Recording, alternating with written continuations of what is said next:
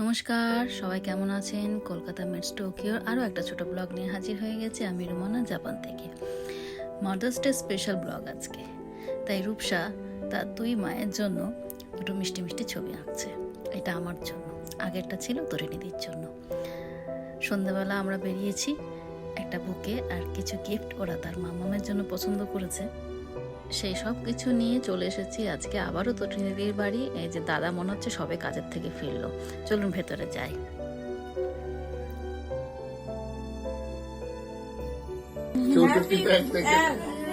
Mother's Day. Thank you.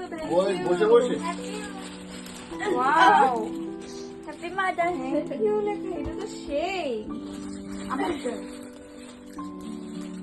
দারুন। এই লেখাটা কোথায় পেলি রে? উল্টা ওটা কি লাগানো? দেখা যাচ্ছে না। এও আছে, আরো আছে কি? আর এটা সরি, এটা তুমি ওই যে ওই দিন বলছিলা ব্যাগের বক্সের মধ্যে তো গিফট তো প্রচুর। হ্যাঁ, তোমার একটা, তোমার একটা, দাদার একটা। ওই ব্যাগের কথাটা সব আমি মিটিয়ে দিয়েছি। মিটালি কেন? আমি কি নেবো সেটা তো আমি বলবো। ওরা ডিউ থাকলো, এটা Mother's Day. Thank you. Wow, দারুন। এটা আরে এটা আমাকে এঁকে রেখেছিস। তোমাকে এঁকে রেখেছে। এটা হ্যাপি সিস্টার ডে। ধরো, সিস্টার ডে? এই মাদার ডে তে সিস্টার ডে হলো কি করে? আমি তার মাদার ডে বলতে পারছি না, আমি সিস্টার ডে বলছি। তোমারটাই তোমাকে দিলাম। গিফট হ্যাঁ, এটা বলবে না? সারপ্রাইজ। সারপ্রাইজ। আমি আরো ভাবছি কি জাপানিজ টাকা তোলার খাতাটা নিয়ে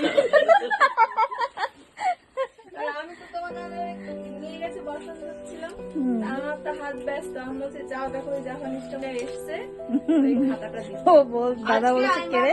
তুমি প্রথমে দরজা খুলবে বলে আমি কালকে হ্যাপি মাদার্স ডে। এই সারাদিন কাঁচা কাচি ধোয়া স্নান করে এসে জাস্ট পুজো দিয়েছি। কালকে পুজো দিয়ে উঠেছি, তোমার দাদা এসছে। কালকে 12টার সময় বাসনটা ধুয়ে ফেলে আসলেই খেতে দেবো। দারুন দারুন, ওভারঅল একদম। কিন্তু আমি ভেবেছিলাম কালকে তোমাকে ম্যারেজ ডে পাঠাবো, কিন্তু মা বললো না। আর এটা রূপার তরফ থেকে।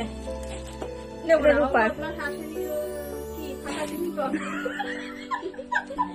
বদমাস শাশুড়ি ফাঁকা টিফিন বক্স পাঠিয়েছে হচ্ছে। এই রূপা, তুমি ফাঁকা টিফিন বক্স পাঠিয়েছো, নালিশ করছে। হ্যাঁ, নিজে না এসে ফাঁকা, তাও সত্যি ফাঁকায়। সত্যি সত্যি ফাঁকাই দিয়েছো। তাও নিজে আসে নিয়ে আসতে ওটা ভেতরে। ওটারেও দিয়ে আসলাম, ক্লান্ত।